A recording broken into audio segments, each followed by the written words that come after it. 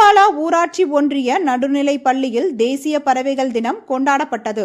தமிழ்நாடு அரசு வனத்துறை, பந்தலூர் சரகம், கூடலூர் நுகர்வோர் மனிதவள சுற்றுச்சூழல் பாதுகாப்பு மையம், ஆல் தி சில்ட்ரன் அமைப்பு ஆகியன இணைந்து நடத்திய பறவைகள் தின விழிப்புணர்வு நிகழ்ச்சிக்கு பள்ளி தலைமை ஆசிரியர் லதா தலைமை தாங்கினார். வனத்துறையினர் சுரேஷ்குமார், பாலகிருஷ்ணன், சசிதரன் ஆகியோர் முன்னிலை வகித்தார். பந்தலூர் வனசரகர் சஞ்சீவி மாணவர்களுக்கு பறவைகள் பற்றிய விழிப்புணர்வு ஏற்படுத்தினார்.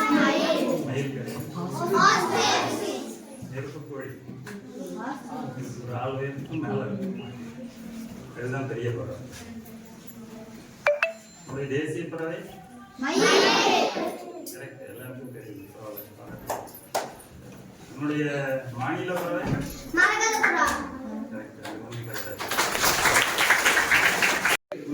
நம்ம இந்த செய்யக்கூடிய சின்ன சின்ன தவறுகளும் பறவைகளுக்கு பாதிப்பு ஏற்படுத்ததால் இருக்குது. அதை அவாய்ட் பண்ணும்.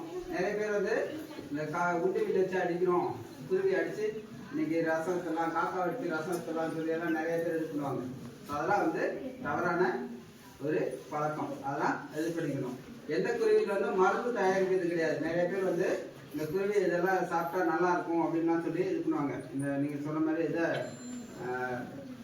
வந்து மெயினாக பார்க்குறது சிட்டுக்குருவி இல்லையா? சிட்டுக்குருவி பார்ப்போம், இல்லைன்னா புறா பார்ப்போம்.